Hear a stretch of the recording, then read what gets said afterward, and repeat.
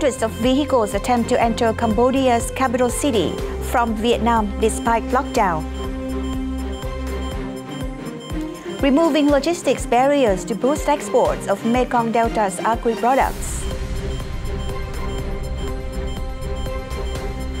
Only 11% of Vietnamese have life insurance. RiaVung Tau promotes tourism on BBC Global News.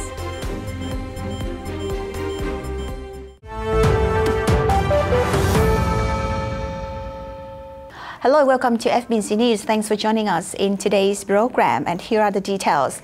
State President Nguyen Phu Trong received ambassadors and leaders of ASEAN member states in Hanoi on April 13th as they came to congratulate him on his election as the President of Vietnam. Reviewing Vietnam's achievements as chair of ASEAN last year, Brunei ambassador to Vietnam lauded its significant contributions to building the ASEAN community, containing the pandemic and expanding external relations. He expressed his belief that President Phu will continue working to deepen the solidarity and cooperation within ASEAN and Vietnam's ties with other bloc members in contribution to regional and global peace and stability. In response, Phu underscored that the participation in ASEAN is always a priority in Vietnam's diplomacy and that the friendship with the bloc members has become the basis of Vietnam's bilateral relations. He stated the spirit of cohesive and proactive adaptation has helped ASEAN to overcome difficulties last year, particularly amid the negative impact of COVID-19 on the region's socio-economic aspect. Based on such spirit, he noted solidarity and cooperation among member states, as well as the promotion of ASEAN's central role, are key to overcoming obstacles in building a strong and prosperous ASEAN community. He pledged to continue fostering Vietnam's friendship and close coordination with the ASEAN countries, implementing the ASEAN Community Vision 2025, and making contribution to sustainable development in Southeast Asia. The state president also expressed his wish that the diplomats will continue promoting their important bridging role and making further contribution to the promotion of friendship and cooperation between Vietnam and other ASEAN member nations.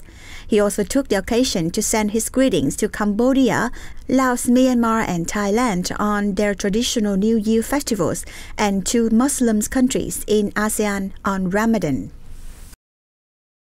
Despite the widely publicized lockdown now in effect in Phnom Penh and Tak Mau City of Cambodia, hundreds of cars and motorbikes are attempting to cross the closed Choroi Changva Bridge, also known as the Cambodian-Japanese Friendship Bridge, in recent days. Many people have tried to cross the bridge, claiming to have reasons that allow them to travel during the lockdown.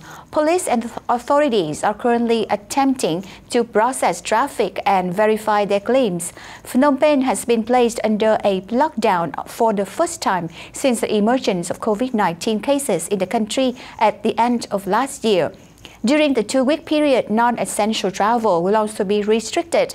According to an official announcement of the Cambodian government, the lockdown starting from April 15th aims to prevent the spread of the novel coronavirus in the community.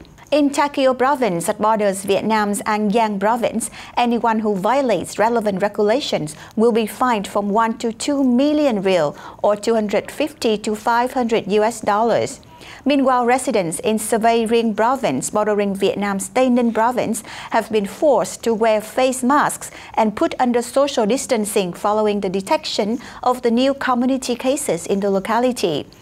The country has to date logged 4,874 COVID-19 cases in total, including 36 deaths.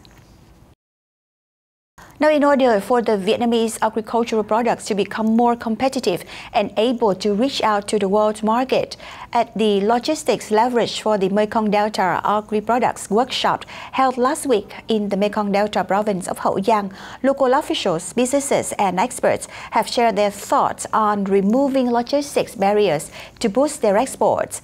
To address the challenge, an all-in-one logistics center for all agricultural export procedures has been put into operation in Hậu Giang province, which will help optimize logistics cost and improve the competitiveness of regional agriculture in the international markets.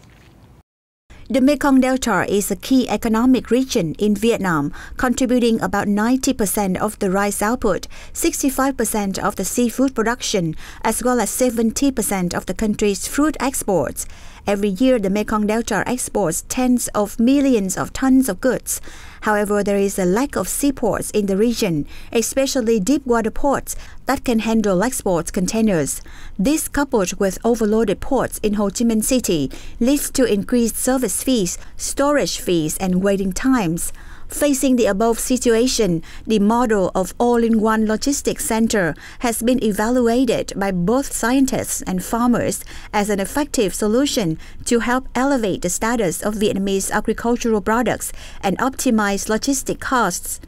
Mr. Phạm Tiến Hoài, General Director of Hạnh Nguyen Logistics, the investor of the project, said that this center will address the challenges for farmers, producers, including traders and businesses, and exporters.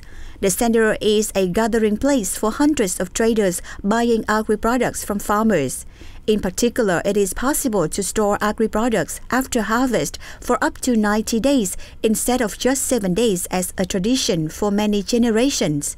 Thanks to the center, farmers will no longer face the pressure to fix prices or freely fight markets for their products. Farmers can also receive fair profits for their efforts and investments without facing the situation of agri-products rescue, he said. According to Ms. Trang Bùi, Senior Director of JLL Vietnam, nowadays large corporations tend to invest in building their own logistics centers. Therefore, the formation of such multi-service logistics centers will contribute a great deal to boosting the sales of Mekong Delta agricultural products and create the best conditions for agricultural products when exporting to the international markets. From the local perspective, Mr. Lê Tiến Châu, Secretary of Hậu Giang Party Committee, said that the local authorities highly appreciate the model and supported the firm in gaining access to bank capital and land fund. To support logistics development in the coming time, Hậu Giang will invest 18 trillion Vietnam đồng, or equal to $781 million to develop transport infrastructure to improve regional connectivity. At the seminar, agricultural businesses, cooperatives, and importers expressed their excitement to have a comprehensive supply chain solution for agricultural products from cultivation, harvest, sorting, storage, packaging, irradiation, transport, and customs clearance. All in all, many problems related to logistics will soon be thoroughly resolved in the coming time so that the Mekong Delta's agricultural products hopefully will be able to compete strongly with other countries' products. The Construction Department of Central Da Nang City has listed 17 commercial housing projects in which foreign organizations and individuals can buy units. The projects include Blooming Tower, Golden Square Complex, Quang Nguyen Apartment Complex, Thủy Tú Urban Area, Harmony Tower, and Da Nang FPT Technological Urban Area. The city also disallows foreigners from owning property in 3 projects, namely F-Home Apartment Complex, Da Nang Diamond Tower, and Indochina Riverside Tower. The department suggested the Department of Natural Resources and Environment and relevant agencies review the grant of licenses to foreign organizations and individuals in projects that are off limits to foreign buyers. As of 2020, 11% of Vietnam's population had taken out life insurance, heard a recent symposium in Ho Chi Minh City. According to Ngô Trung Dũng, Deputy Secretary General of the Insurance Association of Vietnam, the figure is set to rise to 15% by 2025. Revenue from insurance premiums was 186 trillion Vietnam đồng, or $8 billion in 2020, up 16.5% year-on-year. Insurers paid out 47.03 trillion Vietnam đồng in claims during the year, Dũng said. He noted that the insurance sector is forecast to experience significant change over the next decade, adding that given the fierce competition, insurance companies should embark on digital transformation. The Ho Chi Minh City authorities have approved a proposal on piloting a bicycle sharing system in District 1 for 1 year, starting August 1st, in a bid to promote public transport, reduce pollution, and create a new tourism product. The scheme will be carried out by Nam Group, which will invest in 388 bikes with solar-powered smart locks and set up 43 bicycle stations on sidewalks around the district. The GPS-equipped locks can be operated via 3G and 4G connections or Bluetooth. The bicycles is expected to be rented out for 5,000 dong or $0.22 for 30 minutes and 10,000 dong per hour. Free renting for first 15 minutes of use will be applied during the first stage of the project to encourage users. The scheme was submitted to the city's People's Committee in early 2021. RiaVung Tau province, home to Vung Tau Island and many beautiful beaches, is broadcasting commercials on BBC World News as part of its efforts to boost tourism development.